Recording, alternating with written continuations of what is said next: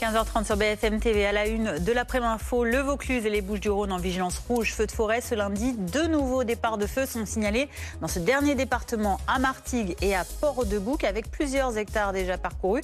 Nous retrouverons Milan Argelas à Port-de-Bouc, où l'incendie vient tout juste d'être déclaré fixé.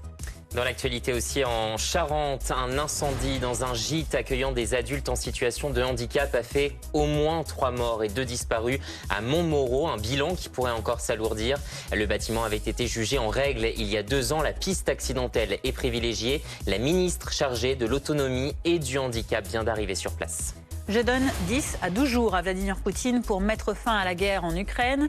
Depuis l'Écosse, Donald Trump a annoncé envisager de réduire son ultimatum de fin de guerre en Ukraine initialement fixé à 50 jours. Kiev se réjouit de cette preuve de fermeté du président américain. On y revient. Et puis Jean-Noël Barrot au siège de l'ONU à New York. 2 jours de conférence sur la solution à 2 États pour résoudre le conflit israélo-palestinien. Nous avons enclenché une dynamique inédite qui commence déjà à porter ses fruits, se félicite le ministre des Affaires étrangères français. Mais tout d'abord, la bataille contre les incendies dans le sud de la France, où le Vaucluse et les Bouches-du-Rhône sont aujourd'hui placés en vigilance rouge au feu de forêt. C'était déjà le cas hier. Aujourd'hui, 5 autres départements sont placés en vigilance orange sur le pourtour méditerranéen. Oui, on va retrouver Milan Argelas. Vous êtes notre envoyé spécial dans les Bouches-du-Rhône. Les pompiers sont toujours sur le qui-vive. 2 nouveaux incendies se sont déclarés cet après-midi à Martigues et Port-de-Bouc. Celui de Port-de-Bouc, justement, est désormais fixé. Oui, effectivement, c'est ce que viennent de nous confirmer les pompiers des Bouches-du-Rhône. C'est cette zone près d'habitation qui a été calcinée par les flammes. Les pompiers ont été prévenus peu avant 14h. 95 pompiers, 118 pompiers ont été engagés sur le terrain. 19 engins, dont 3 Canadair et 1 hélicoptère bombardier d'eau. Et la principale difficulté ici pour les pompiers, c'était bien le vent, la force du vent, ce vent qui souffle à 90 km/h, des rafales ponctuelles, même dans certaines zones du département, qui vont jusqu'à 100 km/h. Et c'est ce vent qui a attisé les flammes et qui a donc parcouru 5 hectares ici sur cette commune de Port-de-Bouc, à proximité d'habitation. Aucune habitation n'a été touchée par les flammes grâce justement à ce travail des sapeurs-pompiers qui nous ont donc confirmé très récemment que ce feu était fixé ici à Port-de-Bouc. Merci Milan Argelas en direct de Port-de-Bouc avec Willem Gay pour BFM TV. Et à l'étranger également, toujours en Europe, la Grèce est aussi en proie aux flammes. Plus d'une 50aine de départs de feu ont été recensés rien que ce week-end. Et cette fois, les flammes se rapprochent de la capitale, Athènes. On retrouve notre correspondant Fabien Perrier sur place. Où en est-on actuellement ?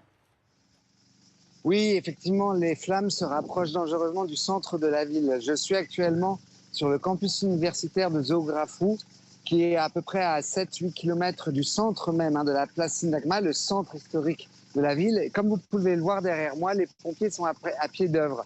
Vers 14h45, un incendie s'est déclenché. Des Canadair sont tout de suite intervenus, ainsi que des hélicoptères. Simplement, ça n'a pas suffi à éteindre complètement, à fixer complètement le feu.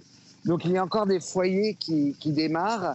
Les pompiers font très attention et les pompiers bénévoles que vous voyez derrière moi m'expliquaient tout à l'heure que leur grande crainte est que le feu passe en fait sur le mont Imet, sur une montagne de pins qui est de l'autre côté de l'autoroute. Et la deuxième chose qui inquiète beaucoup les pompiers, c'est autour d'Athènes, d'autres foyers d'incendie viennent de démarrer. Par exemple, vers le port du Pirée. Bref, la Grèce est en état d'alerte permanente dans un moment où nous avons connu des températures de plus de 40 degrés depuis une semaine et des nuits qui ne tombent jamais à moins de 30 degrés. Bref, une sécheresse qui s'est installée. La moindre étincelle peut provoquer un incendie. Merci beaucoup Fabien Perrier. Depuis la Grèce, on va prendre tout de suite la direction de Montmoreau en Charente, où la ministre Charlotte Parmentier-Lecocq, la ministre déléguée chargée des personnes handicapées, est sur place après l'incendie d'un gîte qui a fait 4 morts. Les DETS se font aussi des contrôles dans les établissements, même s'ils n'ont pas de normes spécifiques en plus ou de visite incendie en tant que telle. Ils font aussi des déplacements. C'est ce qui s'est passé ici. Il y a eu des contrôles supplémentaires qui ont été faits pour s'assurer des conditions d'accueil des personnes. Et pourquoi pas sur l'ensemble des 2 bâtiments Parce qu'en 2023, c'est ce premier bâtiment qui a fait l'objet de cette déclaration. Donc c'est là où ils sont venus se rendre, c'est là où la DETS est venue faire ce contrôle. Sur le deuxième bâtiment, il n'y avait pas à ce moment-là de déclaration de séjour. La déclaration de séjour, elle a été faite là pour ce séjour-là en 2025. Voilà. Ce qu'il faut préciser aussi, c'est que dans le couple des propriétaires, le propriétaire faisait partie aussi de l'équipe d'encadrement. Donc eux-mêmes étaient habitués à recevoir des publics et que la propriétaire, là, n'était pas référencée en tant que telle, en tant qu'encadrante, mais elle était habituée, elle aussi, à faire ce type de séjour en tant qu'encadrant. Et si elle est entrée dans le bâtiment après le début de l'incendie, c'est qu'elle était dans le premier bâtiment au moment où ça se déclare? Là, je vous dis ce qu'on m'a dit. Est-ce qu'elle y était, est-ce qu'elle est sortie, est-ce qu'elle est ressortie, je ne sais pas. Ce qu'on m'a dit, c'est que elle est... Alors peut-être elle y était. Déjà, elle est ressortie, elle est retournée. Mais je sais, en tout cas, ce qui m'a été signalé, c'est qu'elle est volontairement rentrée pour tenter de secourir des personnes. Voilà. Merci à vous. Voilà, vous venez d'entendre Charlotte Parmentier. Vous venez d'entendre Charlotte Parmentier-Lecocq, la ministre déléguée chargée de l'autonomie et du handicap. Donc après cet incendie qui a fait, on le rappelle, nouveau bilan, 4 morts désormais. Une personne est toujours portée disparue. Alexandra Gonzalez, on vient d'entendre les mots de la ministre à l'instant, qui précise notamment que parmi les personnes décédées, il y avait la propriétaire de ce gîte qui a essayé de porter secours à ces personnes. Oui, et qui donc fait partie des 4 personnes qui sont décédées. Un bilan dramatique et qui pourrait encore évoluer parce que, vous le disiez, une personne, l'un des vacanciers en situation de handicap, est toujours porté disparu. La structure du bâtiment a commencé à être explorée par les équipes sur place, notamment à l'aide de chiens qui peuvent permettre de retrouver peut-être la trace à un moment ou un autre de cette personne qui est toujours portée disparue. Mais pour l'instant, les autorités sont assez pessimistes sur la survie éventuelle de cette personne. Juste un mot, la piste accidentelle est privilégiée à ce stade? Oui, c'est ce que l'on nous indique. On le rappelle, l'incident est survenu à 4h30 ce matin, très tôt, donc a surpris toutes les personnes qui se trouvaient dans ce gîte en plein sommeil. Et pour l'instant, c'est la piste accidentelle qui semble privilégiée, avec peut-être un problème d'origine électrique. Les investigations sont en cours et devront confirmer cette hypothèse. Merci beaucoup Alexandra Gonzalez. On rappelle donc 4 morts et une personne toujours portée disparue dans l'incendie de ce gîte en Charente à Montmoreau. 16h37, on en vient à présent à Donald Trump qui durcit le ton sur le conflit entre l'Ukraine et la Russie. Depuis l'Écosse où il rencontre aujourd'hui le Premier ministre britannique Keir Starmer, le président américain a évoqué l'ultimatum qu'il avait fixé à Vladimir Poutine. Déçu, il envisage de réduire le délai initialement prévu de 50 jours, de le réduire à 10 jours environ. Je fixe une nouvelle date limite d'environ 10 à 12 jours à partir d'aujourd'hui. Il n'y a aucune raison d'attendre. Nous ne voyons aucun progrès. Il semblait, disons, à 3 reprises qu'on allait avoir un cessez-le-feu et peut-être la paix. Alors on a fait ce qu'on avait à faire pour que ça arrive. Et tout d'un coup, des missiles volent sur Kiev et d'autres endroits.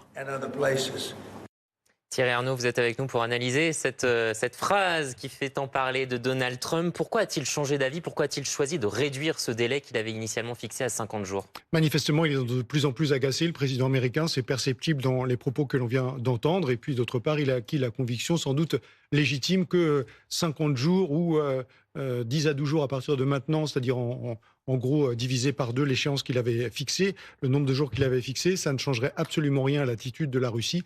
Donc autant frapper rapidement, autant mettre les sanctions en place dans un délai beaucoup plus court. 10 à 12 jours, ça nous emmène quelque part entre le 7 et le 9 août. Effectivement, ça laisse peu de temps pour parvenir à un accord de paix. Selon toute vraisemblance, on n'y arrivera pas, évidemment. Et donc, ces sanctions commenceront à s'appliquer. Je vous rappelle le principe qui est d'appliquer des taxes douanières prohibitives aux exportations de pétrole par la Russie, donc à ceux, en l'occurrence, qui achètent le pétrole russe, c'est-à-dire principalement la Chine et l'Inde. Thierry Arnaud, vous restez avec nous. On va parler d'un autre conflit, cette fois-ci direction le Moyen-Orient. Avec cette déclaration, nous avons enclenché une dynamique inédite qui a commencé déjà à porter ses fruits. C'est celle du ministre français des Affaires étrangères, Jean-Noël Barrot, il y a quelques minutes, à la tribune de l'ONU à New York, où il est en réunion aujourd'hui. Objectif de cette conférence de 2 jours, parvenir à la paix au Moyen-Orient grâce à une solution à 2 États, palestiniens et israéliens. Écoutez. Nous devons travailler aux voies et aux moyens de passer de la fin de la guerre à Gaza à la fin du conflit israélo-palestinien, alors que cette guerre menace la stabilité et la sécurité de la région tout entière. Pour y parvenir, seule une solution politique à 2 États permet de répondre aux aspirations légitimes des Israéliens et des Palestiniens à vivre en paix et en sécurité. Il n'existe pas d'alternative. Thierry Arnaud, l'objectif de Jean-Noël Barrot à l'ONU, c'est d'aller plus loin sur la reconnaissance de l'État palestinien après les déclarations d'Emmanuel Macron. Après les déclarations d'Emmanuel Macron, et comme il l'a rappelé, en raison de ce qui se passe évidemment dans la région et sur le terrain, puisque le constat, c'est qu'Israël fait tout pour annihiler, éradiquer complètement les chances de voir le peuple palestinien pouvoir constituer un État et se gouverner lui-même, voire tout simplement de pouvoir survivre s'agissant de la bande de Gaza, ou de vivre de manière indépendante s'agissant d'une colonisation de plus en plus agressive dans la bande de Gaza. Et c'est bien parce qu'à mesure que les jours passent de manière de plus en plus tragique pour le peuple palestinien que la France a considéré, en l'occurrence le président de la République a considéré qu'il fallait de manière institutionnelle au plus haut niveau, c'est-à-dire au siège des Nations Unies, marquer la volonté d'une partie de la communauté internationale de soutenir la création rapide d'un État palestinien. Alors, on mesure les difficultés nombreuses qu'il y a à surmonter pour arriver jusque-là, l'extraordinaire complexité de l'équation, à la fois géographique, politique, diplomatique, pour avancer dans ce sens. Et c'est la raison pour laquelle ce processus a été lancé avec des groupes de travail pour essayer, effectivement, et on verra si c'est le cas dans les semaines qui viennent, de proposer des solutions concrètes pour avancer.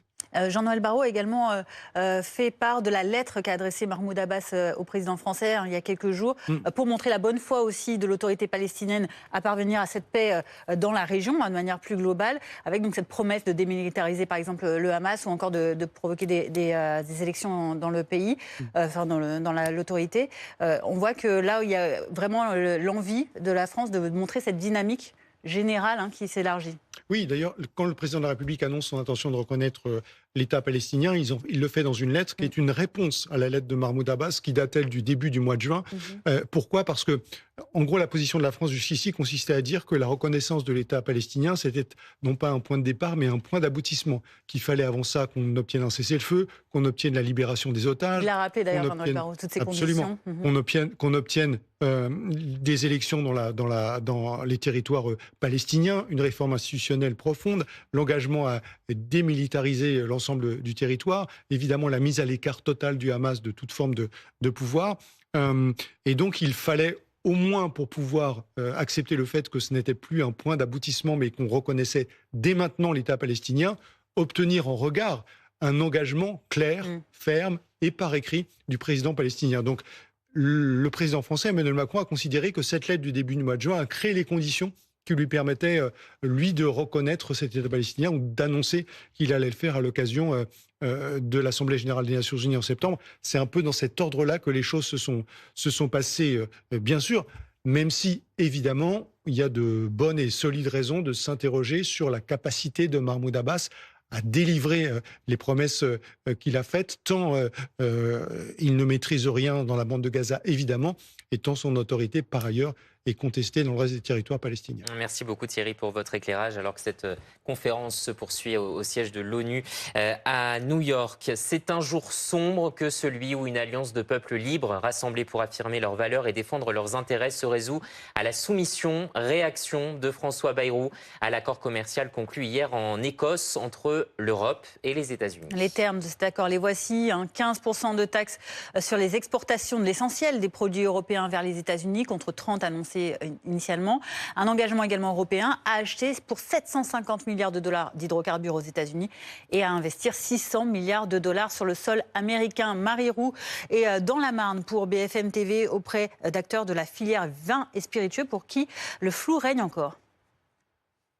Eh bien, écoutez, les exploitants en Champagne sont de nouveau dans l'incertitude après ce nouvel accord entre les États-Unis et l'Union européenne. Les produits européens devraient donc être taxés de 15%, ceux qui sont bien exportés aux États-Unis. C'est moins que ce qui était prévu au départ. Donald Trump menaçait de taxer les produits européens de 30%. Mais 15%, c'est déjà beaucoup, notamment pour certains secteurs comme la filière des vins et des spiritueux. On est avec Antoine Chevalier, vous êtes exploitant en Champagne. Vous, 15%, c'est déjà trop ? Oui, 15%, c'est clairement trop. Ça bloque beaucoup de choses. Ça nous oblige à revoir toutes nos exportations, puisque il y a certains partenaires qui n'acceptent pas ces 15%, d'autres qui souhaitent suspendre les commandes. Donc c'est pas annulé, mais simplement reporté, en espérant qu'il y ait des faveurs pour la filière vin et spiritueux. C'est une année très floue et incertaine pour votre filière ? Oui, clairement, c'est vraiment une période d'incertitude. On ne sait pas trop sur quel pied danser. Est-ce qu'on va exporter aux États-Unis ? Est-ce qu'on ne va pas exporter aux États-Unis ? Ou replacer les commandes ? Enfin, c'est vraiment un problème pour la filière, oui. Merci beaucoup Antoine, vous l'aurez compris, une année incertaine, assez floue pour les exploitants en Champagne, même si les Européens voulaient au départ que la filière des vins et des spiritueux soit totalement exemptée de taxes. Pour l'instant, cela reste flou dans ce nouvel accord, rien d'officiel, des discussions devraient reprendre dans les prochains jours sur ce sujet. Marie Roux avec Louis Gagnepin dans la Marne. On va retrouver notre invité Ludovic Mendes. Bonjour, merci d'être avec nous. Vous êtes député Ensemble pour la République de Moselle. Un jour sombre, dit François Bayrou. Vous le rejoignez ? Je crois qu'on ne peut pas se satisfaire et se réjouir de cet accord. Un accord qui montre que l'Union européenne, qui est la deuxième puissance économique mondiale et qui est un marché supérieur aux États-Unis, a des taxes supérieures à ceux du Royaume-Uni, par exemple, avec des engagements sur la défense, alors que l'Europe dit qu'il faut se réarmer au niveau européen, propose d'acheter chez les Américains. Un défi écologique qui n'est pas relevé avec l'achat d'hydrocarbures ou de gaz de schiste. Donc oui, il y a un vrai débat de fond qui est en train de se mener. Et puis 15% de taxes sur un marché aujourd'hui de biens. Parlons des services, parlons de la taxe sur les GAFAM aujourd'hui qui a été annulée par l'Union européenne, qui a été mise de côté en 2021, qui n'est pas revenue sur la table. Et aujourd'hui, ce sont bien des géants américains qui aujourd'hui bousculent le marché européen. Alors on précise que dans cet accord, dans l'autre sens, il n'y a aucune surtaxe pour les exportations américaine vers l'Europe, alors que Ursula von der Leyen disait hier que cet accord garantissait stabilité et visibilité. Qu'est-ce qui a péché dans cet accord qui a été noué entre les deux puissances ? Je crois que la présidente de la Commission européenne a oublié que nous étions un géant économique, un géant dans tous les sens du terme. Ça veut dire qu'on est capable de pouvoir nous battre aujourd'hui avec les États-Unis ou la Chine. Et malheureusement, elle courbe les Chines. Elle se laisse un peu faire, elle se laisse malmener par la pression mise par Donald Trump. Ce sont des méthodes en plus qui sont plutôt à contester la manière dont on est entré dans une forme de guerre commerciale. Et elle aurait dû le contester fortement. Elle a péché dans ce côté-là, dans le sens où elle aurait dû sortir les muscles et démontrer que l'Union européenne est plus forte que les États-Unis, qu'elle est capable de pouvoir ouvrir des nouveaux marchés, ouvrir des nouvelles alliances, et capable de tenir la tête aux Américains, sachant qu'aujourd'hui, on est capable de pouvoir le faire, que ce soit sur la défense, sur l'écologie, sur le développement économique et industriel. Et malheureusement, elle a courbé les chines. Ce qui a manqué, c'est du courage, tout simplement, un courage politique. Alors certes, c'est pas simple de répondre à 27 en même temps, parce qu'on est 27 pays et que chacun a des velléités différentes. Mais la réalité, c'est qu'aujourd'hui, quand on est français, quand on est capable d'avoir une industrie aussi puissante que la nôtre, qu'on est sur un défi écologique que nous relevons de notre côté, on ne peut pas accepter cet accord tel quel. Et il y a un impact important pour nos entreprises qui exportent. Et puis dans ce cas, il faut apporter une réponse adaptée en disant si c'est 15% dans un sens, c'est 15% dans l'autre. Et je reviens sur la taxe sur les GAFAM. Aujourd'hui, les services proposés par les géants américains, qui sont Google, qui sont Amazon, qui sont Facebook, qui sont Windows, aujourd'hui ne sont pas taxés suffisamment et contournent le droit européen pour ne pas être taxés. Donc oui, on doit avoir des réponses dans les deux sens. Et aujourd'hui, je pense que Madame von der Leyen s'est laissé marcher dessus par Donald Trump. Ludovic Mendes, est-ce que Emmanuel Macron peut encore faire évoluer cet accord, comme le demande d'ailleurs le Rassemblement national notamment ? Je ne crois pas qu'il y ait que le Rassemblement national. Et puis, je m'en voulais pas, mais je ne vais pas faire fi de ce que dit le Rassemblement national, quelque chose qui nous appartient. Je veux dire, on doit tous se défendre. Je crois que le président Emmanuel Macron a toujours été clair là-dessus. Il l'a dit aussi sur l'accord sur le Mercosur et sur d'autres accords qui pouvait exister au niveau international. C'est à la France, dans son ensemble, de reporter débat au niveau de l'Union européenne. Le ministre Laurent Saint-Martin l'a dit ce matin, c'est qu'une première étape, une étape qui permet au moins de lever un flou pour nos entreprises, un flou qui était quand même incertain. On parlait jusqu'à 30% de taxes, mais c'est à nous, Européens, de remettre le débat sur la table. Et Valérie Hayé, notre représentante à l'Union européenne, l'a dit aussi pour le Parlement européen. On est plusieurs à le dire au niveau national. Le Premier ministre s'est engagé dans cette logique-là. Donc oui, il va falloir rediscuter au niveau européen et rediscuter de cet accord qui a été validé. Merci Ludovic Mendes, député Ensemble pour la République de Moselle, d'avoir répondu à nos questions. Et on va prendre la direction de la Grande-Bretagne, et de l'Écosse plus précisément, pour vous retrouver Laura Calmus, puisque c'est là que se rencontrent aujourd'hui le Premier ministre britannique Keir Starmer et Donald Trump, donc, qui est en séjour sur place, avec donc 2 thèmes à l'ordre du jour, et notamment donc, cette question des droits de douane, puisqu'aujourd'hui c'est au tour du Royaume-Uni de négocier.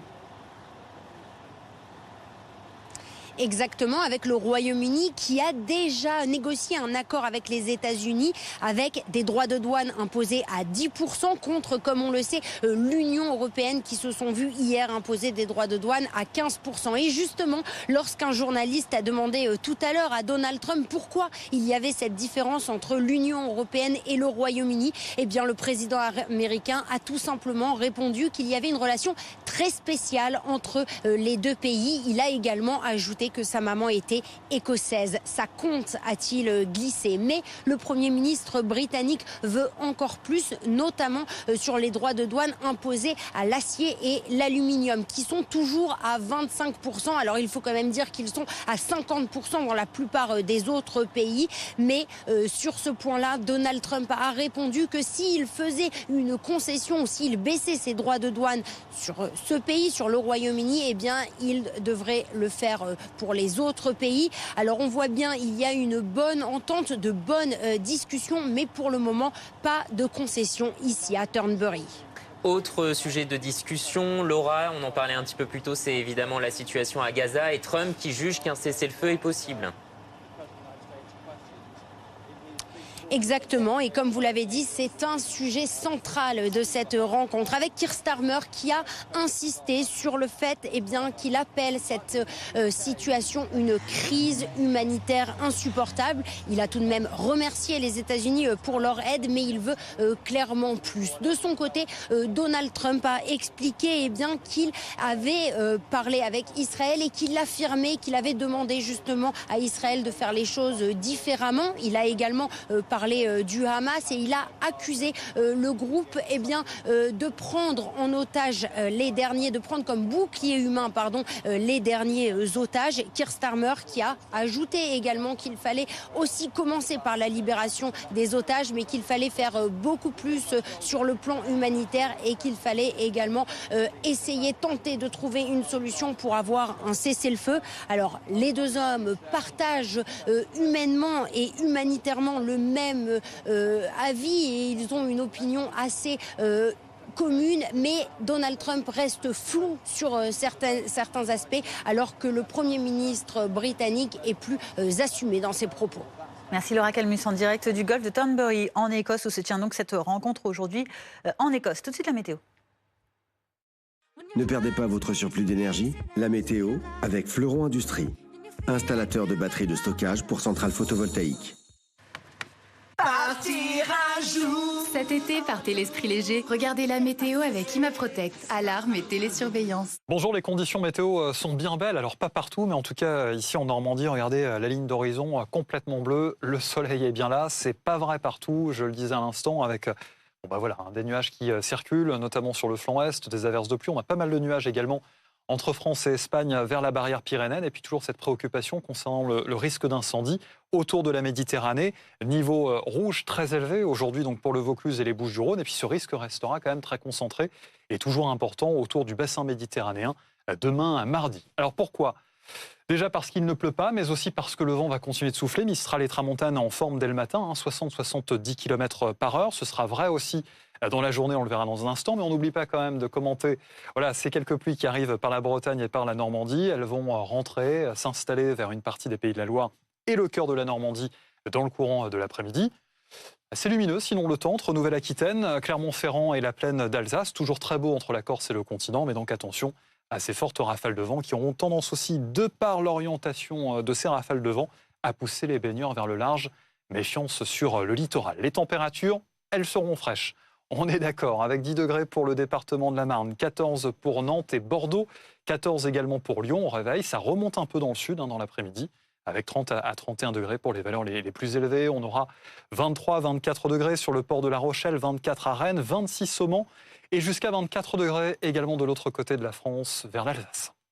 C'était la météo avec fleuronindustrie.com. Isolation thermique par l'extérieur pour réduire vos dépenses énergétiques et embellir votre maison.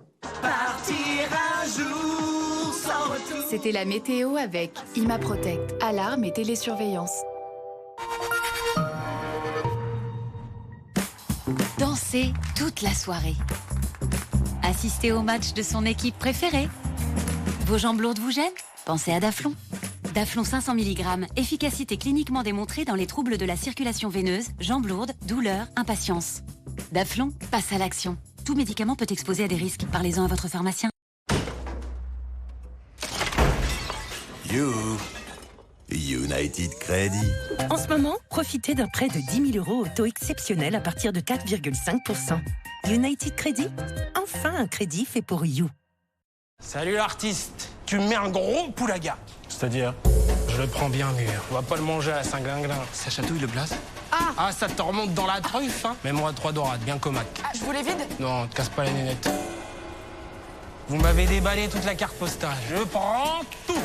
Le minot, je suis là. Bonjour. J'espère que j'ai rien oublié dans les commissions parce que tu sais, je grignote un peu de la cafetière. De la quoi? Oui, à la tête. De la cafetière.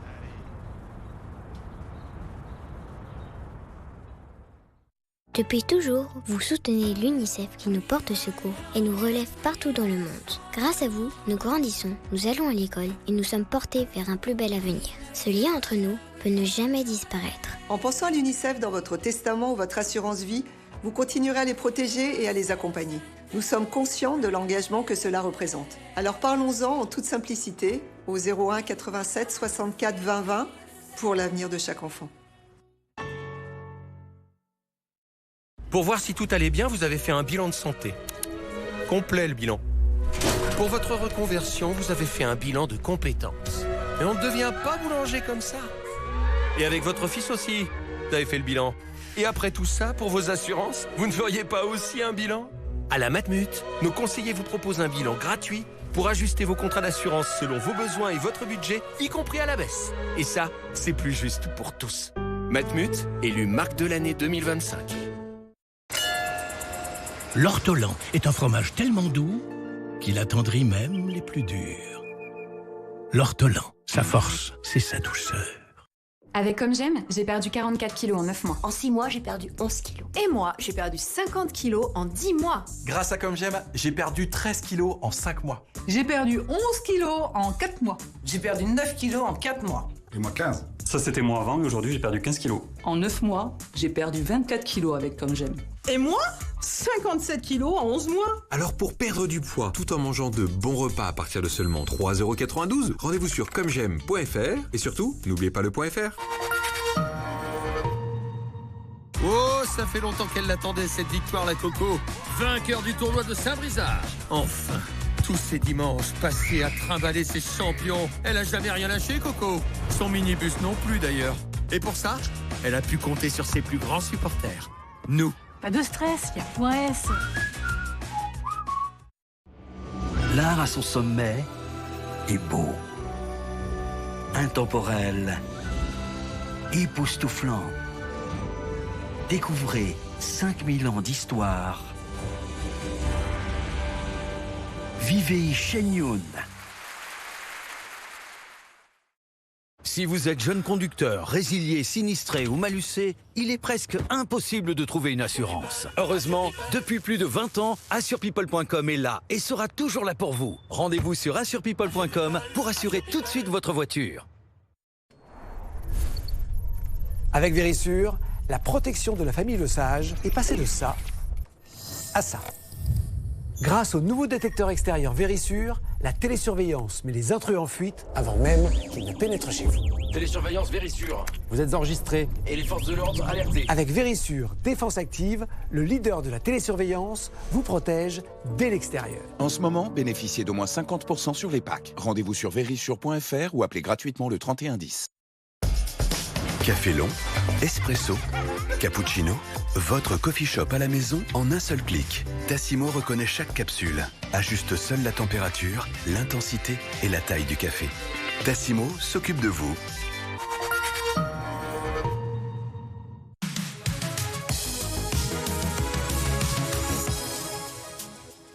Il est quasiment 17h sur BFM TV. Très heureux de vous accompagner pour votre après-info qui se poursuit au sommaire de la prochaine demi-heure. Le ministre des Affaires étrangères à la tribune de l'ONU ce lundi.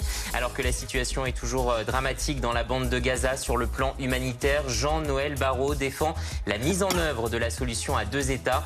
Nous avons enclenché une dynamique inédite, se félicite-t-il. Vous l'entendrez. Je donne 10 à 12 jours à Vladimir Poutine pour mettre fin à la guerre en Ukraine. Depuis l'Écosse, Donald Trump a annoncé envisager de réduire son ultimatum de fin de guerre, initialement fixé à 50 jours.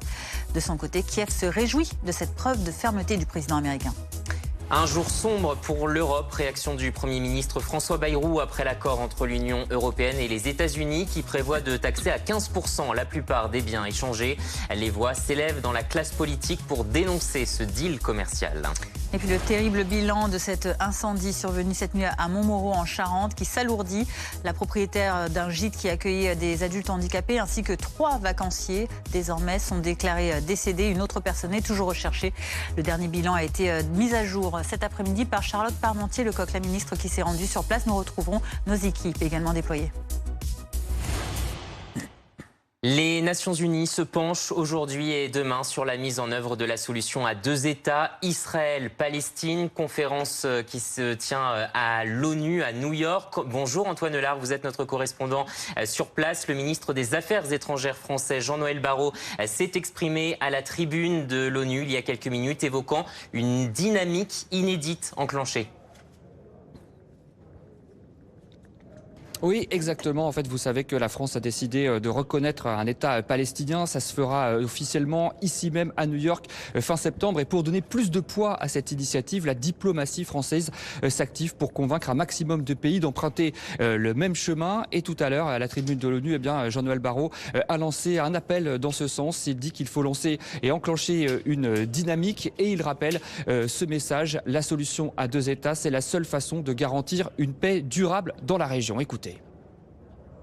Nous devons travailler aux voies et aux moyens de passer de la fin de la guerre à Gaza à la fin du conflit israélo-palestinien, alors que cette guerre menace la stabilité et la sécurité de la région tout entière.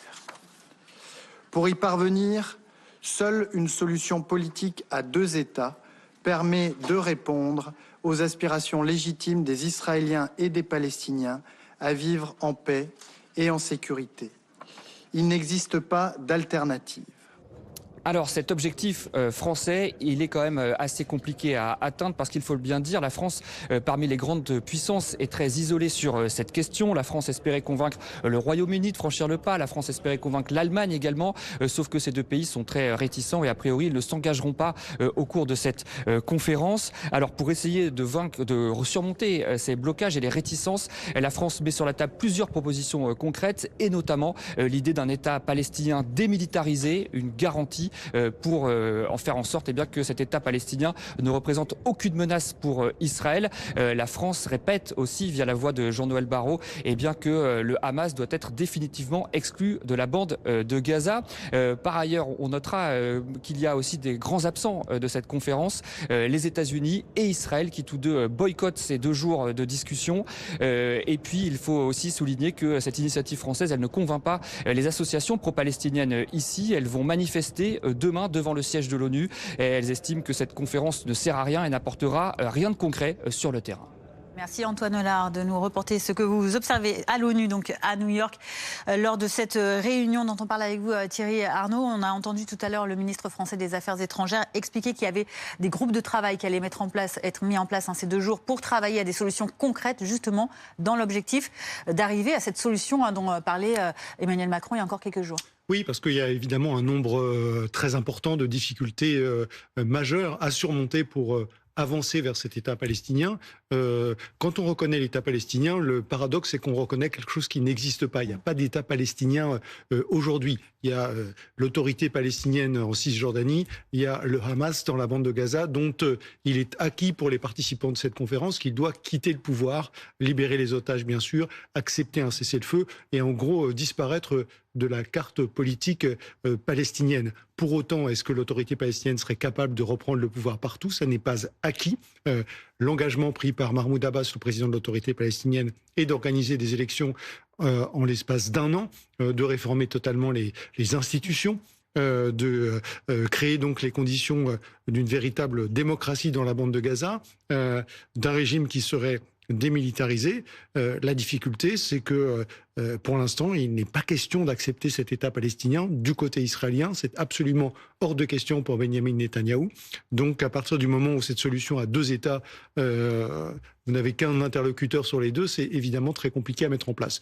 Pour autant, il a été considéré que on ne pouvait pas garder cette carte dans son jeu, qu'il fallait la battre désormais parce que c'était la seule solution d'éviter ce qui se passe à la fois dans la bande de Gaza, d'une part, et la poursuite de la colonisation très agressive en Cisjordanie, d'autre part. Des discussions effectivement qui se tiennent alors que la malnutrition à Gaza atteint des niveaux alarmants selon l'OMS.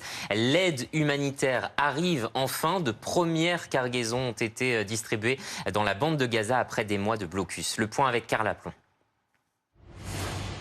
Des dizaines de camions chargés d'aide alimentaire traversent le point de passage de Rafah pour entrer dans le sud de l'enclave palestinienne. Dans ce camion, j'ai des provisions alimentaires, du lait, et nous voulons rejoindre nos frères palestiniens pour leur livrer. Tsahal a annoncé que ces opérations militaires cesseraient dans certaines zones de 7h à 17h heure locale afin de permettre l'ouverture de couloirs humanitaires. Dans cet entrepôt, des bénévoles préparent les colis destinés à la bande de Gaza. Les cartons contiennent des conserves, des légumineuses, de la farine, des pâtes et de l'huile. Le carton comprend tous les produits alimentaires qui seront envoyés à nos frères à Gaza. Les largages de vivres ont repris en même temps au-dessus de la bande de Gaza, là où vivent plus de 2 millions de Palestiniens qui sont encore affamés. Nous avons vu les avions, mais nous n'avons pas vu ce qu'ils ont largué. S'ils avaient largué quelque chose, ce ne serait que quelques cartons. Comment cela pourrait-il suffire? Combien y a-t-il de familles dans le camp? Ils ont dit que des camions passeraient, mais nous ne les avons pas vus. Hier, Israël affirmait que l'aide acheminée par 120 camions avait été distribuée dans la bande de Gaza. Très loin des 500 à 600 camions nécessaires chaque jour pour subvenir aux besoins de la population, selon l'Agence des Nations Unies pour les réfugiés palestiniens. Les gens ont peur de quitter leur tente et qu'une caisse tombe sur leurs enfants. Beaucoup sont morts à cause des largages aériens sur les tentes. Sur le terrain, il n'y a pas de cessez-le-feu et nous ne pouvons pas retourner chez nous. Au cours des dernières 24 heures, 14 Palestiniens sont morts de faim, selon le ministère de la Santé de Gaza.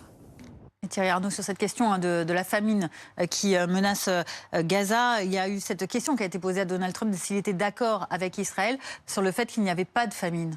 Oui, et sa réponse était marquante parce qu'il a dit non, pas particulièrement, et qu'il considérait que, basé sur les informations qu'il avait reçues, sur ce qu'il avait vu à la télévision, il était évident de son point de vue qu'on mourrait de faim à Gaza aujourd'hui et qu'Israël devait, je cite, s'y prendre de manière différente. Donc que même le président des États-Unis implicitement reconnaisse cette situation de famine dans la bande de Gaza, c'est évidemment un signal fort et c'est un geste et une déclaration de sa part importante et une pression supplémentaire évidemment très forte sur Benyamin Netanyahou. Donald Trump, encore lui, qui durcit le ton sur le conflit entre l'Ukraine et la Russie.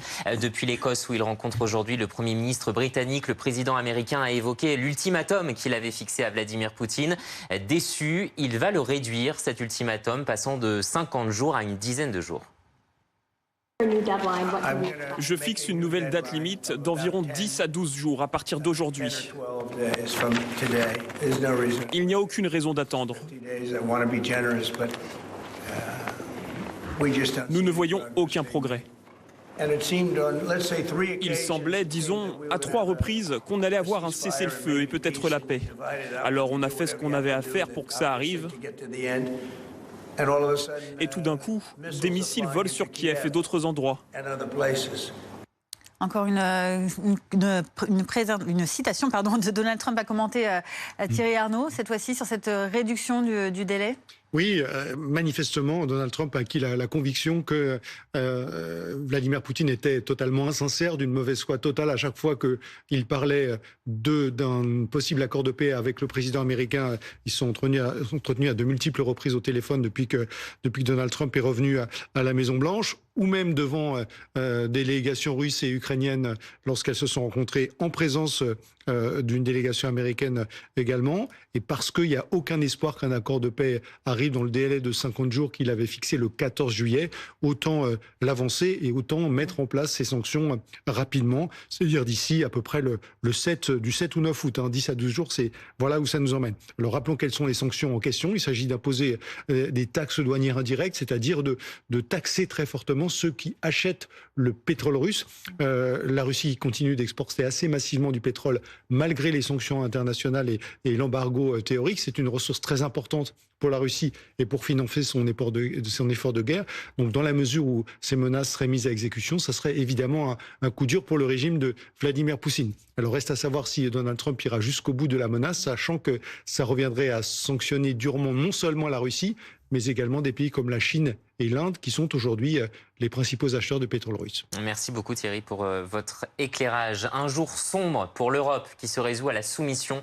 Voilà la réaction du Premier ministre François Bayrou au lendemain de l'accord commercial conclu entre l'Union européenne et les États-Unis. Les produits exportés de l'Europe aux États-Unis seront taxés à 15%. Et depuis l'annonce, les réactions se multiplient. Certains redoutent de fortes conséquences pour l'économie européenne. Pierre Desmith.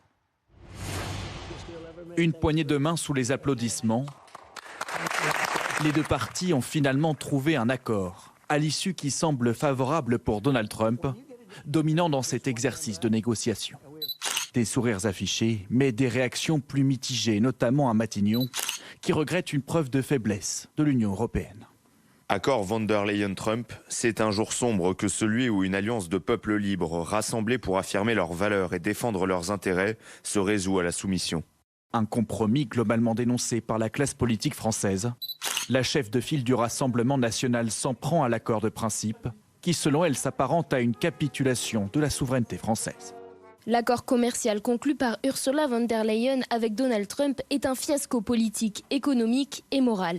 Un accord inégal qui ne profitera qu'à une certaine cible, selon ce politologue spécialiste des États-Unis. Les grandes entreprises vont s'en sortir et les gens qui ont de l'argent aux États-Unis vont s'en sortir. Même si on ajoute une petite taxe sur les berlines allemandes ou sur les spiritueux ou sur les grands vins, disons. Bien, on sait que les consommateurs américains qui sont friands de ces biens, bien ils ont un certain pouvoir d'achat. En plus des 15% de taxes douanières, l'Union européenne s'est engagée à acheter 750 milliards de dollars d'énergie américaine et à investir 600 milliards de dollars supplémentaires sur le sol américain. Bonjour Francis Pousse, merci d'être avec nous. Vous êtes le président de la branche Station-Service et Énergie Nouvelle du syndicat Mobiliance. Que vous inspire cet accord qui prévoit donc des droits de douane de 15% sur les importations européennes vers les États-Unis ? Comme vous venez de le dire, ce sont les importations vers les États-Unis. Donc, on n'est pas, nous, concernés dans le domaine du carburant, puisqu'on produit à peu près 50% de notre carburant sur notre territoire national. Et également, on en importe des États-Unis et non pas l'inverse pour notre consommation.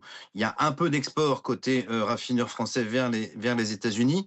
On n'a pas encore toutes les précisions de cet accord, mais j'imagine que quand Donald Trump souhaite qu'il y ait des échanges à hauteur de 700 milliards, c'est aussi pour qu'il ne surtaxe pas le carburant ou le pétrole brut qui arriverait d'Europe vers les États-Unis, puisque souvenons-nous, il avait lui-même déclaré qu'il fallait forer pour avoir le carburant le moins cher, donc à voir s'il y aura une taxe de 15% sur l'exportation de produits, qu'ils soient raffinés ou non, à destination des États-Unis. En tout état de cause, le prix à la pompe en France, puisque c'est ce qui inquiète, je pense, vos téléspectateurs, pour moi, ne va pas bouger. Encore une fois, je vous l'ai expliqué, on va importer des produits, continuer à importer des produits US, puisqu'on le fait depuis tout temps. Ça va peut-être même se renforcer si vraiment il y a une action contre le pétrole russe qui est très sérieuses dans les pays, j'allais dire de transit, la Turquie, l'Inde. Et donc, je ne vois pas aujourd'hui d'incidence sur les prix d'ailleurs qui sont toujours régulés en Europe par le marché d'Amsterdam, qu'on appelle le Platts, et qui est la base de référence au prix des carburants vendus en Europe. Donc on rassure nos téléspectateurs, les Français à la pompe ne seront pas directement impactés puisque le secteur des hydrocarbures en France n'exporte que peu vers les États-Unis. Donc là, il n'y a pas vraiment de crainte à avoir. Non, à aujourd'hui, encore une fois, mais on n'a pas tous les détails, hein, mais à aujourd'hui, il n'y a pas de crainte à avoir. Il va y avoir des rééquilibrages qui vont se faire, encore une fois, surtout s'il y a vraiment une pression accrue sur le pétrole russe qui vient par des pays intermédiaires. Mais justement, c'est quelque part la raison de cet accord. On dit qu'on va importer 700 milliards de produits énergétiques des États-Unis. Donc l'un pourrait compenser l'autre. Merci beaucoup Francis Pousse d'avoir été notre invité pour analyser donc cet accord conclu hier entre l'Union européenne et les États-Unis. On en vient à cette autre actualité dramatique à 17h15. 4 morts et une personne disparue. C'est le dernier bilan, toujours provisoire, après l'incendie qui s'est déclaré cette nuit dans un gîte à Montmoreau en Charente. Il accueillait un groupe d'adultes en situation de handicap. Théo Bassilana, on vous retrouve sur place pour BFM TV. Est-ce qu'on en sait un peu plus sur les circonstances de ce drame ? Oui, c'est un scénario effroyable qui se dessine alors que l'établissement prend feu très tôt ce matin. C'est un des 4 éducateurs qui parvient à appeler les secours. Mais malheureusement, le feu se propage vite, très vite. Et selon la ministre, la propriétaire qui voit son établissement dans cet état souhaite y retourner, entre de nouveau dans ce bâtiment pour sauver des résidents, sauver des personnes en situation de handicap. Et c'est dans ces conditions que malheureusement, la propriétaire perd la vie.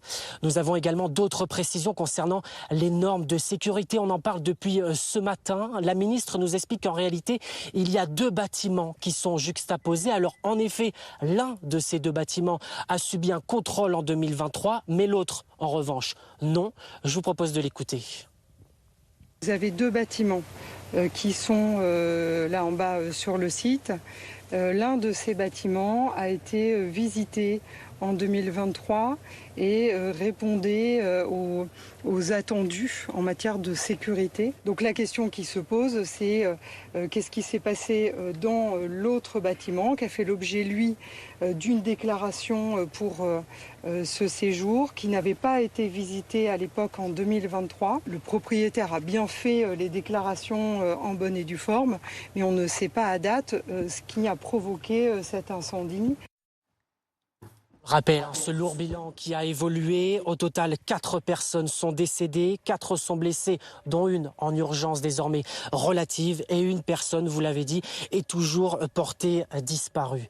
Enfin, nous avons pu discuter tout à l'heure avec le maire de la commune et la ministre qui se sont rendus sur le lieu du drame. Ils nous parlent d'un établissement totalement détruit, totalement ravagé par les flammes. Théo Bassilana avec Corentin Guisto à Montmoreau en Charente. Merci à tous les deux. Sur le front des incendies, le Vaucluse et les Bouches-du-Rhône sont toujours placés en vigilance rouge au feu de forêt. 5 autres sont en vigilance orange aujourd'hui sur le pourtour méditerranéen. Et les pompiers sont toujours sur le qui-vive dans les Bouches-du-Rhône où on retrouve Milan Argelas avec de nouveaux départs de feu qui ont été identifiés cet après-midi, notamment à Martigues et à Port-de-Bouc. À Port-de-Bouc, la situation est désormais fixée. C'est ce que viennent de nous confirmer les pompiers des Bouches-du-Rhône. C'est cette zone près d'habitation qui a été calcinée par les flammes. Les pompiers ont été prévenus peu avant 14h. 95 pompiers, 118 pompiers ont été engagés sur le terrain. 19 engins, dont 3 Canadair et 1 hélicoptère bombardier d'eau. Et la principale difficulté ici pour les pompiers, c'était bien le vent, la force du vent. Ce vent qui souffle à 90 km/h, des rafales ponctuelles, même dans certaines zones du département, qui vont jusqu'à 100 km/h, et c'est ce vent qui a attisé les flammes et qui a donc parcouru 5 hectares ici sur cette commune de Port-de-Bouc, à proximité d'habitations. Aucune habitation n'a été touchée par les flammes grâce justement à ce travail des sapeurs-pompiers qui nous ont donc confirmé très récemment que ce feu était fixé ici à Port-de-Bouc. Milan Argelas avec Willem Gay. Merci à tous les deux. Bonjour Kevin Fleury. Bonjour. Journaliste météo climat BFM TV. Le vrai problème, c'est le vent qui attise les nouveaux incendies. Oui, si on ne voyait pas les flammes à l'instant sur les images de nos envoyés spéciaux, on voyait ces bourrasques de vent qui secouent la végétation, très sèche, absence de précipitations et donc fortes rafales de vent. Avec comme prévu des rafales qui sont allées assez loin aujourd'hui au niveau des stations de Météo France dans le département des Bouches-du-Rhône. C'est pas commun, c'est assez inhabituel pour la saison, un Mistral aussi fort, 104 km/h à Salon de Provence. Pour ceux qui connaissent pas, on est quand même bien dans l'intérieur des terres. 107 à Istres et 112 km/h pour Martigues. Donc voilà, un paramètre. On était à moitié moins ce week-end. On était à moitié moins. 60 km/h. On vous dit, il y avait déjà la règle des 3,30, dès qu'on dépasse 30 km/h, évidemment, quand on voit ça, on est bien au-dessus. Donc ça, c'est vraiment problématique. Ce qui semble avoir fonctionné jusqu'alors sur les incendies signalés tout au long de la journée en Gironde, dans les Bouches-du-Rhône, c'est l'attaque très rapide des pompiers sur des feux naissants et boostés par les rafales de vent, par exemple avec des moyens aériens comme cet hélicoptère bombardier d'eau. Donc pour le moment, des incendies qui restent maîtrisés, mais une situation météorologique qui l'est un petit peu moins, puisque ce vent va continuer de souffler encore dans les prochaines heures. Et justement, quelles sont les prévisions là pour à venir ? Alors, vigilance rouge, niveau rouge sur notre carte météo des forêts, ça c'est aujourd'hui pour Vaucluse et Bouches-du-Rhône. Demain, on descend d'un cran. Seule problématique, c'est la Méditerranée qui reste malheureusement sous le vent, avec plusieurs territoires entre les Pyrénées-Orientales, l'Aude, mais également le Var qui resteront placés en vigilance orange. Donc c'est un niveau 3 sur 4 qui demandera de la prudence évidemment à proximité des massifs forestiers. Situation à surveiller de près. Merci Kevin pour ces précisions. À l'étranger aussi, la Grèce notamment qui est en proie aux flammes. Plus d'une cinquantaine de départs de feu ont été recensés ce week-end. Et cette fois, les flammes se rapprochent d'Athènes. On retrouve notre correspondant Fabien Perrier sur place. Où en est-on ? Au moment où vous me parlez, je suis sur le campus universitaire à peu près 7-8 km de la place de la Constitution, la place du centre d'Athènes. C'est là qu'est parti vers 14h45 heure d'Athènes un incendie qui a nécessité pour pouvoir être éteint pas moins de 4 Canadair qui ont fait des tournées, 3 ou 4 tournées, les pompiers ne savaient plus me dire exactement, des hélicoptères, environ 80 personnes se sont mobilisées et c'est ainsi qu'en 2 heures, ils ont pu arriver à circonscrire l'incendie. On voit derrière moi sans doute quelques traces de cet incendie, mais comme m'indiquaient les pompiers, ils avaient une crainte, plus exactement 2 craintes. La première, c'est que le feu se propage sur la colline, sur le mont Hymette, forêt de pins. Donc du coup, la situation serait devenue complètement incontrôlable. Et la deuxième crainte, c'était que le feu descende cette fois vers la ville et qu'il atteigne notamment les bâtiments universitaires. C'est un peu ce qui se passe, c'est un peu ce qu'ils craignaient, je viens de le dire. Mais il y a autre chose maintenant qui apparaît, c'est que des foyers d'incendie sont en train de partir à d'autres endroits autour de la capitale, par exemple entre Athènes et le Pirée, ou alors vers l'aéroport d'Athènes. Bref, il semble qu'il y a de nombreux foyers qui repartent sur un terrain de sécheresse avec le vent qui lui aussi a repris. On peut dire qu'il y a une inquiétude qui est née de nouveau en Grèce à l'heure actuelle. Merci Fabien Perrier, correspondant de BFM TV en direct d'Athènes. On en vient à présent à 17h22 à cette actualité politique avec cette question. Qui sera le candidat des Républicains pour la législative partielle dans la 2e circonscription de Paris ? En effet, il y a 2 poids lourds qui sont sur les rangs, Michel Barnier d'un côté et Rachida Dati de l'autre. Et la Commission nationale d'investiture s'est réunie depuis 17h. Edgar Becquet, vous êtes sur les lieux de cette commission dans le 15e arrondissement de Paris. Le choix sera à coup sûr très observé. L'enjeu, c'est tout simplement d'éviter une guerre interne au sein du parti. Oui, ils sont 2 poids lourds des Républicains à être intéressés par cette circonscription, mais à la fin, il n'en restera qu'un. Un seul des 2 sera choisi par cette commission pour représenter les Républicains dans cette 2e circonscription de la capitale. Une commission qui se réunit depuis 17h juste derrière moi dans cet immeuble du 15e arrondissement de Paris, sous la houlette de Bruno Retailleau, le nouveau patron des Républicains. Rachida Dati est présente à cette commission. Elle est arrivée à 17h sans dire un mot aux journalistes, d'un pas déterminé. La maire du 7e arrondissement qui est auditionnée à sa demande. L'ancien Premier ministre Michel Barnier est lui aussi à l'intérieur de cette commission. Il est arrivé un peu avant 17h et nous a adressé quelques mots à son arrivée. Écoutez-le au micro de Hugo Dorsemène et de Lola Baye. je l'ai dit, et les choses sont très claires. Il s'agit pour moi seulement d'être, c'est déjà beaucoup, député de Paris, de m'occuper, de défendre, parce qu'un député, je le sais, il doit défendre les gens, porter leurs préoccupations, mais en même temps exprimer une voix claire et forte. Je suis candidat contre personne, plutôt avec tout le monde. Voilà. Voilà Michel Barnier qui s'est lancé très rapidement dans cette course qui n'a, mais alors pas du tout plu à la maire du 7e arrondissement, Rachida Dati, qui dénonce un parachutage. La ministre de la Culture, justement, qui entretient le flou autour de sa candidature. Elle ne l'a pas déposée officiellement. Rachida Dati qui pourrait opter pour une stratégie pour être investie pour les municipales en 2026 par son parti, les Républicains. On obtiendra donc un résultat. Le résultat sera dévoilé en début de soirée. Edgar Becquet avec Ève Fournil en direct du 15e arrondissement de Paris pour cette commission nationale d'investiture des LR. On en vient à présent à ce rendez-vous qu'on vous donne dans quelques minutes avec cette déclaration de Donald Trump. Je donne 10 à 12 jours à Vladimir Poutine pour mettre fin à la guerre en Ukraine. Depuis l'Écosse, le président américain a donc annoncé réduire son ultimatum de fin de guerre. Kiev se félicite d'une preuve de fermeté. On décrypte ces déclarations dans notre prochaine édition à 17h30. À tout de suite.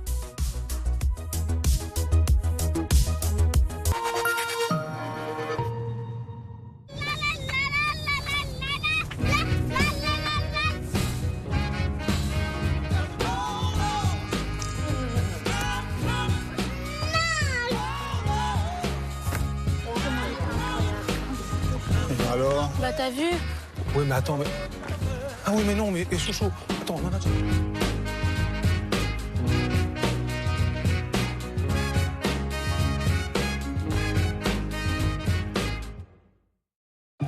Messieurs, dames, bonjour. Tout le monde à terre, on lève les mains en l'air. Donnez-moi vos téléphones et pas de blagues. Essayez pas de jouer les héros. C'est quoi ça ? C'est mon ticket de caisse Leclerc. Quoi ? Tout ça ? Pour ce prix ? Je peux le voir ? Il y en a encore que ça étonne. Leclerc est moins cher qu'Intermarché, Magasin U ou Lidl par exemple. Et chez vous, vérifiez qui est le moins cher sur l'appli Mon Leclerc. Leclerc. Alors Alicia, comment fait-on pour perdre du poids ? En théorie, c'est très simple. Il faut un déficit calorique pour créer un choc pondéral, à savoir consommer moins de calories qu'on en dépense. Ouais mais en pratique ? En pratique, il faut faire les courses, il faut cuisiner, peser les quantités. Et c'est là que Comme J'aime fait toute la différence. Effectivement, fini la charge mentale, tout est clé en main. Et je peux vous dire que ça fonctionne, ça marche. J'ai perdu 10 kilos et surtout, je ne les ai jamais repris. Alors commandez-les maintenant, les repas sont à partir de 3,92 €. Rendez-vous sur commej'aime.fr, commej'aime.fr. C'est important le .fr. Vous voyez ce tout petit caillou ? Il peut faire sur votre pare-brise une énorme fissure et un gros stress à gérer. Pas avec Carglass parce qu'on le gère facilement. Avec Carglass.fr, c'est facile. 3 minutes pour prendre rendez-vous et rapide parce qu'on a le plus grand stock Carglass de vitrage d'Europe. Avec ou sans option, on a le pare-brise dont vous avez besoin. Prêt à être remplacé directement sur votre voiture. Et c'est déjà réglé, comme si rien ne s'était passé. Et en ce moment, Carglass vous offre des balais d'essuie-glace. Alors, prenez rendez-vous sur Carglass.fr. Carglass répare, Carglass remplace. Grâce au nouveau détecteur extérieur Vérissure, la télésurveillance met les intrus en fuite avant même qu'ils ne pénètrent chez vous. Télésurveillance Vérissure. Vous êtes enregistré. Avec Vérissure Défense Active, le leader de la télésurveillance vous protège dès le jardin. Rendez-vous sur vérissure.fr. Ne perdez pas votre surplus d'énergie. La météo avec Fleuron Industrie. Installateur de batteries de stockage pour centrales photovoltaïques.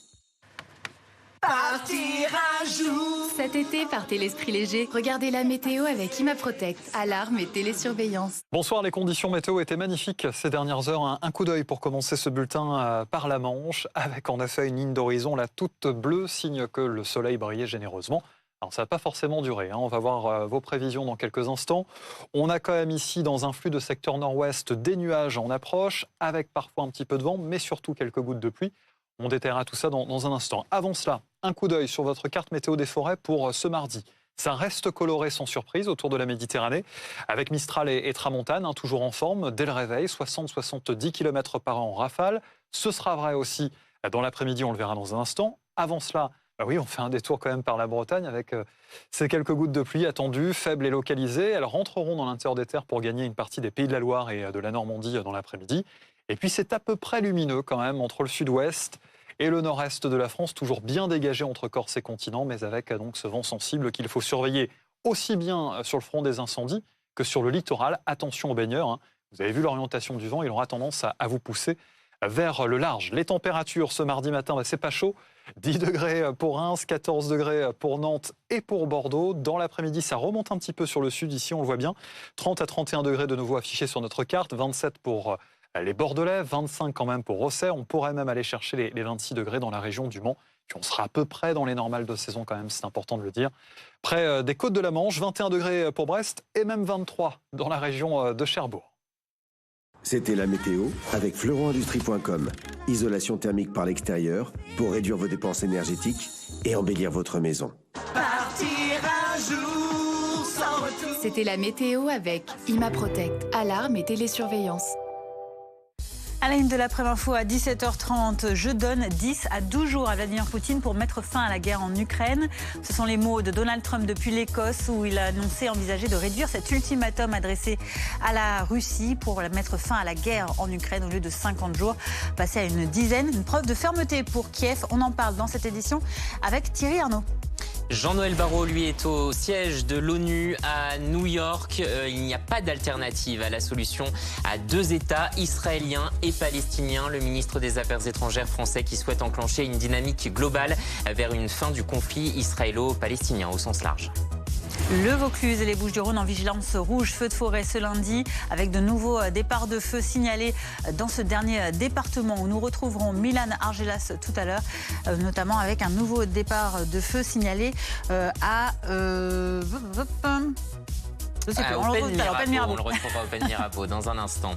Et puis en Charente, un incendie dans un gîte accueillant des adultes en situation de handicap a fait au moins 4 morts. Une personne est toujours portée disparue à Montmoreau. Le bilan est toujours provisoire. Le bâtiment avait été jugé en règle il y a 2 ans. La piste accidentelle est privilégiée. La ministre chargée de l'autonomie et du handicap s'est rendue sur place cet après-midi. Mais tout d'abord, cette position de Donald Trump qui durcit le ton sur le conflit entre l'Ukraine et la Russie depuis l'Écosse où il rencontre aujourd'hui le Premier ministre britannique. Le président américain a évoqué l'ultimatum fixé à Vladimir Poutine. Déçu, il envisage de réduire son délai de 50 à une dizaine de jours seulement. Je fixe une nouvelle date limite d'environ 10 à 12 jours à partir d'aujourd'hui. Il n'y a aucune raison d'attendre. Nous ne voyons aucun progrès. Il semblait, disons, à 3 reprises qu'on allait avoir un cessez-le-feu et peut-être la paix. Alors on a fait ce qu'on avait à faire pour que ça arrive. Et tout d'un coup, des missiles volent sur Kiev et d'autres endroits. Thierry Arnaud, pourquoi Donald Trump a-t-il changé d'avis ? Parce qu'il est désormais convaincu qu'il se fait mener en bateau par Vladimir Poutine lorsque le président russe lui parle de paix, parce qu'il a constaté qu'à chaque fois que des délégations russes, ukrainiennes, en présence de diplomates américains, se rencontraient à Doha pour essayer d'avancer en direction de la paix, il ne se passait rien et qu'il y avait un contraste, pour ne pas dire une contradiction totale, entre ce que pouvait lui dire Vladimir Poutine dans les quelques conversations téléphoniques qu'il a eues avec lui ces dernières semaines, et ce que, de fait, faisait le président russe, c'est-à-dire d'envoyer un nombre record de drones et de missiles à l'assaut de l'Ukraine. Dans ces conditions, quel intérêt d'attendre l'échéance des 50 jours qu'il avait fixé le 14 juillet, c'est-à-dire d'aller jusqu'au 2 septembre avant de mettre en place les sanctions puissantes qu'il a promises ? Aucun intérêt de son point de vue. Donc autant réduire massivement ce délai. La date d'expiration désormais passe du 2 septembre au 7 ou 9 août, suivant que l'on retient les 10 à 12 jours. Et à cette échéance, s'il va jusqu'au bout de ce qu'il a annoncé, le président américain mettra en place une série de sanctions douanières indirectes, c'est-à-dire qu'il viendra frapper de taxes douanières très élevées les pays qui achètent le pétrole russe malgré l'embargo, et en particulier la Chine et l'Inde qui sont les clients de ce pétrole russe à hauteur de 70%. Quelle réponse peut-on attendre de la part de Vladimir Poutine ? Si on se fie à ce qu'a répondu le président russe par le passé à des menaces d'un ordre à peu près comparable, aucune réponse, peut-être même au contraire, s'il y a une réponse, l'accroissement encore de l'intensité des frappes et de l'effort militaire russe en Ukraine. Il n'y a aucune chance, a priori, que le président russe livre à la moindre des concessions. Donc on va vers une forme de bras de fer d'ici une dizaine de jours. parce que la Russie continue de dire qu'elle n'attend rien d'autre de l'Ukraine qu'une capitulation totale. Vous restez avec nous, Thierry Arnaud. On va évoquer cet autre dossier international. Nous avons enclenché une dynamique inédite qui commence déjà à porter ses fruits. Déclaration du ministre des Affaires étrangères français, Jean-Noël Barrot. C'était il y a quelques instants à la tribune de l'ONU à New York. L'objectif de cette conférence de 2 jours, c'est de parvenir à la paix au Moyen-Orient grâce à une solution à 2 États, palestiniens et israéliens. Écoutez. Nous devons travailler aux voies et aux moyens de passer de la fin de la guerre à Gaza à la fin du conflit israélo-palestinien, alors que cette guerre menace la stabilité et la sécurité de la région tout entière. Pour y parvenir, seule une solution politique à 2 États permet de répondre aux aspirations légitimes des Israéliens et des Palestiniens à vivre en paix et en sécurité. Il n'existe pas d'alternative.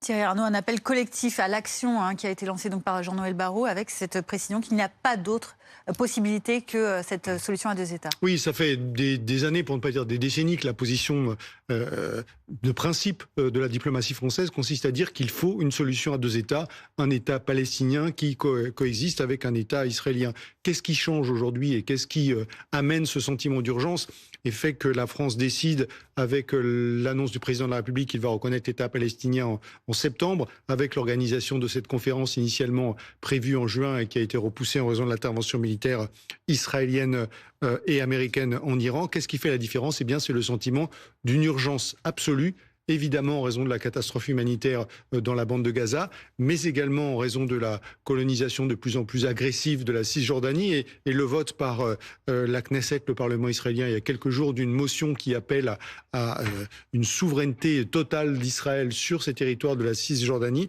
La menace n'a jamais été aussi forte, la tragédie jamais aussi évidente, et c'est la raison pour laquelle il fallait, aux yeux de la France et de l'Arabie Saoudite qui co-préside cette conférence, essayer de faire monter la pression le plus possible pour faire avancer en faveur de cet État palestinien, même s'il est clair que ça n'est pas pour demain, évidemment, et qu'il faut rappeler que ni Israël ni les États-Unis ne sont présents à cette conférence. Oui, ce sont les 2 grands absents à l'ONU. Malgré tout, Donald Trump a jugé qu'un cessez-le-feu était possible à Gaza. Oui, il durcit le ton vis-à-vis d'Israël. Clairement, le président américain, il a considéré qu'il fallait retourner à la table des négociations, que les Américains et les Israéliens ont quitté il y a quelques jours à peine. Et puis, c'est aussi tout à fait notable lorsqu'on l'a interrogé sur la question de savoir s'il était d'accord avec Benyamin Netanyahou et les autorités israéliennes qui continuent d'affirmer qu'il n'y a pas de famine dans la bande de Gaza. Il a dit qu'il était plutôt pas d'accord, que sur la base des éléments qu'il avait vus, et notamment vus sur les chaînes de télévision américaines, on ne pouvait pas contester à ses yeux qu'il y avait des gens, et des enfants en particulier, qui mouraient de faim dans la bande de Gaza. Alors il a rappelé qu'à ses yeux, une des explications, c'était aussi le rôle du Hamas et qui, selon lui, continue de détourner le peu de provisions alimentaires qui sont amenées dans la bande de Gaza. Mais pour autant, il a aussi et surtout appelé Israël à changer de méthode. Et justement, on va voir la réalité de la situation du côté de Gaza, avec cette nouvelle alerte de l'OMS sur des taux alarmants de malnutrition. Un nouvel appel alors que la distribution de l'aide humanitaire a donc repris hier avec la mise en place de cette pause tactique qui a été permise par Israël. Annonce donc de Donald Trump surprise aujourd'hui de mettre en place des centres de distribution alimentaire à Gaza. Regardez, nos envoyés spéciaux sont sur place, Clémence Dibou et Joao Alencar. Ils ont pu assister à ces livraisons. Ce que l'on peut constater ici au point de passage de Kerem Shalom, ce sont ces camions humanitaires qui viennent d'arriver côté israélien pour être contrôlés par l'armée israélienne. Ce sont des colis alimentaires qui viennent notamment, si on peut voir sur les étiquettes, des Émirats arabes unis. Une fois qu'ils auront été contrôlés par l'armée israélienne, ils pourront donc passer dans l'enclave palestinienne, juste de l'autre côté. Hier, ce sont 150 camions qui ont pu passer dans Gaza. Aujourd'hui, ce serait environ 180 camions en préparation. À cela s'ajoutent les largages de colis alimentaires organisés notamment par l'armée israélienne. Une trentaine de lots alimentaires qui ont été distribués hier sur la bande de Gaza. Autorisation faite par Israël également pour des largages humanitaires par des pays tiers comme par exemple la Jordanie ou les Émirats arabes unis. Tout cela reste évidemment insuffisant au regard de la situation dramatique des plus de 2 millions de Gazaouis. On a pu s'entretenir avec une travailleuse humanitaire dans le nord de la bande de Gaza, à Gaza City. Elle nous disait que ce n'est pas, vu la situation critique, ce n'était pas forcément quelques quelques camions qui feraient la différence dans les prochains jours.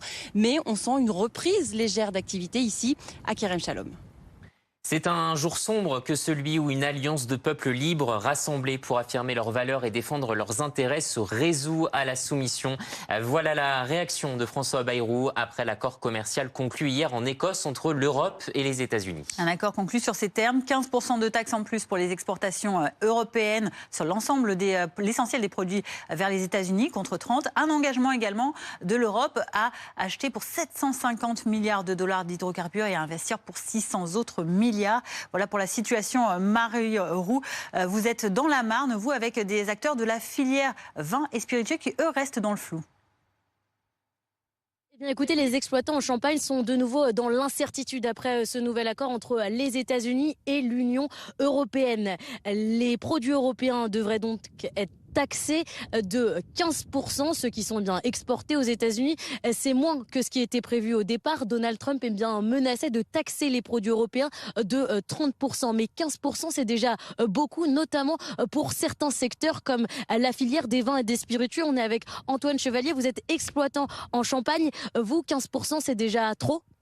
Oui, 15% c'est clairement trop. Ça bloque beaucoup de choses. Ça nous oblige à revoir toutes nos exportations, puisque il y a certains partenaires qui n'acceptent pas ces 15%, d'autres qui souhaitent suspendre les commandes. Donc c'est pas annulé, mais simplement reporté, en espérant qu'il y ait des faveurs pour la filière vin et spiritueux. C'est une année très floue et incertaine pour votre filière ? Oui, clairement, c'est vraiment une période d'incertitude.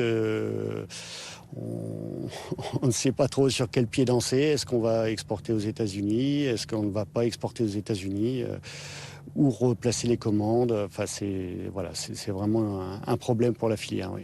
Merci beaucoup Antoine, vous l'aurez compris, une année incertaine, assez floue pour les exploitants en Champagne, même si les Européens voulaient au départ que la filière des vins et des spiritueux soit totalement exemptée de taxes. Pour l'instant, cela reste flou dans ce nouvel accord, rien d'officiel, des discussions devraient reprendre dans les prochains jours sur ce sujet.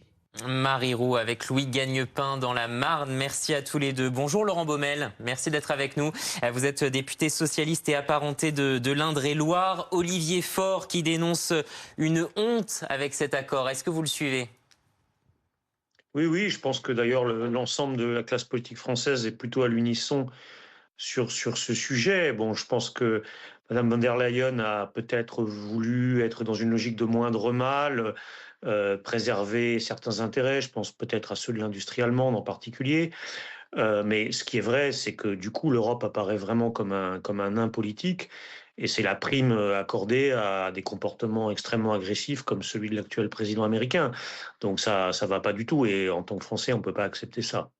Qu'aurait-il dû faire différemment pour parvenir à un meilleur accord ? On rappelle que de l'autre côté, les États-Unis n'ont aucune taxe sur leurs exportations vers l'Europe.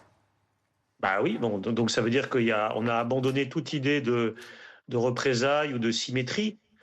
On sait qu'il y a un champ, par exemple, important qui est le champ des services, sur lesquels les Américains sont pour le coup excédentaires et non pas déficitaires, donc ils ont besoin d'exporter leurs services vers l'Europe.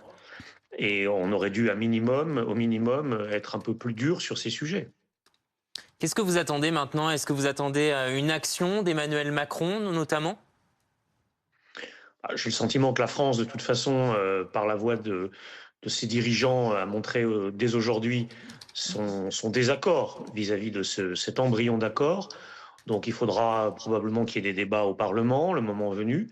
Et puis effectivement, on attend maintenant que la France, à travers ses instances régulières, son gouvernement, son président de la République, exprime l'idée que cet accord, en l'état actuel des choses, ne nous convient pas.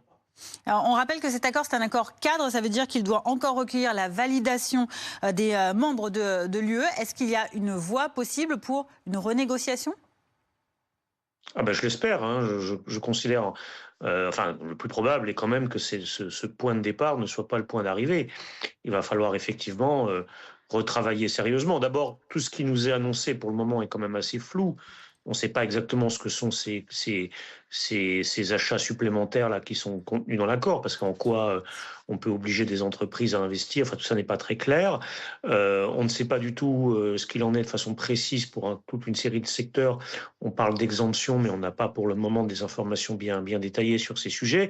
Et puis, je le répète, je pense qu'à minimum, il faudra quand même envisager des mesures symétriques de rétorsion ou de représailles. Et je pense que la question des services doit être fortement travaillée. Merci beaucoup Laurent Baumel d'avoir été avec nous dans cette après-info sur BFM TV. C'est aujourd'hui que Donald Trump, toujours en Écosse, rencontre le Premier ministre britannique Keir Starmer. 2 sujets brûlants à l'ordre du jour que l'on va évoquer avec vous, Laura Calmus, notre correspondante aux États-Unis. D'abord les droits de douane, évidemment, avec le Royaume-Uni. Objectif pour le Premier ministre britannique, sécuriser une baisse des taux pour son pays. Exactement, mais le Premier ministre britannique Keir Starmer avait déjà trouvé un accord avec Donald Trump en mai dernier, 10% pour les droits de douane. Alors c'est moins que l'Union européenne qui, on le sait, est à 15%. Et justement, lorsqu'un journaliste a demandé au président américain pourquoi il y avait cette différence, Donald Trump a tout simplement répondu que les 2 pays avaient une relation spéciale. Il a également ajouté que sa maman était écossaise. Ça compte, a-t-il glissé. Mais Donald Trump et Keir Starmer veulent aller encore plus loin, surtout le Premier ministre britannique qui aimerait baisser les droits de douane sur l'acier et l'aluminium qui sont toujours à 25%. Donald Trump a expliqué que si il le faisait pour l'un, il fallait le faire pour les autres. Donc pour le moment, il n'y a pas d'accord qui a été trouvé sur ce point précis, mais il y a une bonne entente claire entre les 2 hommes, comme à son habitude. La presse britannique dit d'ailleurs que le Premier ministre britannique a l'art de savoir parler à Donald Trump. Laura, il y a également cet autre sujet de discussion entre Donald Trump et Keir Starmer aujourd'hui, c'est celle du cessez-le-feu à Gaza. Et il est possible, selon Donald Trump. Exactement, avec Keir Starmer qui a insisté sur la crise humanitaire insupportable, a-t-il dit. Il a également remercié, car on le sait, Keir Starmer sait parler, sait amadouer Donald Trump. Il l'a remercié pour tout ce qu'il avait fait, mais il veut clairement plus. Donald Trump, de son côté, affirme avoir dit à Israël que peut-être il faut faire les choses autrement. Il a également dénoncé le Hamas. Il estime que les derniers otages sont utilisés en bouclier humain. Alors le Premier ministre britannique a répondu que oui, il fallait libérer ces otages, mais il fallait également trouver une solution pour avoir un cessez-le-feu durable et venir à bout de cette crise humanitaire. Donald Trump qui annonce des centres de distribution alimentaire à Gaza. Alors les 2 hommes, on l'a vu, partagent le même avis d'un point de vue humanitaire, mais Donald Trump reste encore assez flou, alors que le Premier ministre britannique Keir Starmer est beaucoup plus assumé dans ses positions. Laura Calmus en Écosse, envoyée spéciale de BFM TV. On apprend aussi que l'Allemagne annonce organiser un pont aérien humanitaire vers Gaza. Merci beaucoup Laura. Sur le front des incendies en France maintenant, le Vaucluse et les Bouches-du-Rhône sont toujours placés en vigilance rouge au feu de forêt. 5 autres sont en vigilance orange sur le pourtour méditerranéen. Les pompiers sont toujours sur le qui-vive. De nouveaux incendies se sont déclarés cet après-midi, notamment à Martigues et Port-de-Bouc. Incendie également au Pen Mirabeau. Les soldats du feu sont engagés sur un feu en bordure de l'échangeur A7 à 51. Kevin Fleury, on va voir un petit peu avec vous la situation dans ces départements et en particulier ceux du Bouches-du-Rhône, avec le vent qui pose le plus gros problème. Oui, c'est un facteur, un paramètre météo que l'on surveille évidemment lorsque les conditions sont déjà réunies pour avoir des développements d'incendies rapides. Alors évidemment, on pense à la sécheresse, on pense au taux d'humidité dans l'air que l'on regarde, mais quand le vent rentre dans la partie avec de telles rafales, évidemment, c'est une journée à haut risque, plus de 100 km/h entre la partie littorale des Bouches-du-Rhône et l'intérieur des terres. C'est donc le Mistral qui, dans un flux de secteur nord-nord-ouest, apporte ces fortes bourrasques de vent et vient perturber le travail des pompiers dès lors qu'un incendie se développe. Alors vous l'avez dit, plusieurs départs de feu aujourd'hui dans les Bouches-du-Rhône. Et il y en a eu un également en fin de matinée de l'autre côté de la France, département de la Gironde, vers le bassin d'Arcachon, très rapidement attaqué par les pompiers. Et c'est une stratégie qui semble fonctionner aussi face à ces fortes rafales de vent. Parce que quand vous avez du 100, 110, parfois 120 km/h en rafale, qu'un incendie se développe et que vous laissez les flammes se propager, vous n'arrivez pas à temps à attaquer l'incendie, c'est un feu qui dégénère et qui peut donner lieu à de graves conséquences. Merci beaucoup pour toutes ces précisions. Évidemment, on continuera de suivre la situation au plus près avec nos envoyés spéciaux. On en vient à présent à cette autre actualité, ce drame. Au moins 4 morts et un disparu, c'est le bilan toujours provisoire de cet incendie qui s'est déclaré au petit matin dans un gîte qui accueillait des adultes en situation de handicap à Montmoreau, en Charente. La ministre chargée de l'autonomie et du handicap s'est rendue sur place. Reportage de Tiffany Santini, Corentin Guisto, Théo Bassilana et Pierre-Olivier Dintin. L'alerte a été donnée à 4h30 cette nuit. Les pompiers sont intervenus en moins de 20 minutes. À leur arrivée, ils constatent un feu au stade déjà très avancé dans cet ancien corps de ferme transformé en gîte. Les flammes ont été dévastatrices. L'incendie a fait au moins 4 victimes. Le dispositif est montré très rapidement à plus de 80 sapeurs-pompiers et 24 véhicules, mais le feu était déjà très avancé et le sinistre a brûlé 300 mètres carrés d'un bâtiment de 700 mètres carrés. 4 personnes ont aussi été blessées, parmi elles le propriétaire des lieux. Avec sa femme qui fait partie des victimes, ils accueillaient 8 personnes en situation de handicap, accompagnées de leurs 4 encadrants. Ce gîte avait été visité par les services de l'État il y a 2 ans et avait reçu un avis favorable. Il y avait les détecteurs de fumée, les extincteurs incendie, les couvertures anti-feu. Donc au moment du contrôle il y a 2 ans, tout était aux normes. À ce stade, l'hypothèse privilégiée reste la piste accidentelle. Le feu est désormais éteint. Une enquête de flagrance a été ouverte par le parquet d'Angoulême. Rebonjour, lieutenant-colonel Franck Maillard, vous êtes membre de la Fédération nationale des sapeurs-pompiers de France, spécialiste en prévention des bâtiments recevant du public. Justement, il y a cette question qui se pose sur la réglementation de ces bâtiments qui accueillent ce public aujourd'hui, avec des normes qui sont strictes mais pas toujours très bien appliquées. Alors, elles ne sont pas bien appliquées parce qu'elles ne sont tout simplement pas connues. En fait, bon nombre d'exploitants ouvrent des meublés de tourisme considérant qu'il suffit juste de remplir un imprimé auprès de la mairie. Pour autant, en fonction de leur capacité d'accueil, en enfants, en personnes handicapées ou tout simplement en public classique, il est nécessaire de déposer un dossier pour avis de la commission de sécurité, pour avis de la commission d'accessibilité.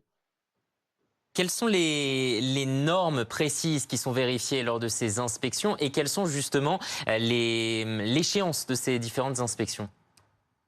Alors, les normes, c'est toujours des vérifications des installations techniques, mais en premier lieu, la commission vérifie les détecteurs. Alors, ce n'est pas des détecteurs autonomes comme vous avez chez vous, ce sont des détecteurs automatiques que l'on impose quand on est en établissement recevant du public. Et à ce titre, on vérifie s'ils fonctionnent correctement, on vérifie si les installations électriques sont vérifiées régulièrement, mais également les installations de chauffage ou autres dispositifs d'éclairage de sécurité et aussi les extincteurs qui sont obligatoires dans les établissements recevant du public. Le drame qui est survenu aujourd'hui, il rappelle forcément celui d'il y a 2 ans à Witzenheim, en Alsace, avec ses 11 morts également dans des circonstances un peu comparables. Effectivement, depuis mars 2023, la plupart des services départementaux et les commissions de sécurité ont découvert bon nombre de meublés de tourisme inconnus qui passaient en dessous des radars jusqu'à maintenant. Et régulièrement, tous les mois, nous faisons des visites dans ce type d'établissement et par méconnaissance, nous en interdisons l'accès au public parce qu'ils sont dangereux, parce qu'il n'y a pas eu de dépôt de dossier et parce que les gens s'y trouvent en totale insécurité. Donc c'est assez courant malheureusement et c'est le constat que les commissions de sécurité font très souvent un peu partout en France. Merci beaucoup, lieutenant-colonel Franck Maillard, d'avoir été avec nous. Dans un instant, on revient sur cette déclaration de Donald Trump qui donne 10 à 12 jours à Vladimir Poutine pour mettre fin à la guerre en Ukraine. C'est à la une de BFM Story avec Jérémy Brossard. Et nous, Fanny, on se retrouve demain à 15h pour l'après-midi info. Bonne fin de journée. Tout de suite la météo. Bonne soirée.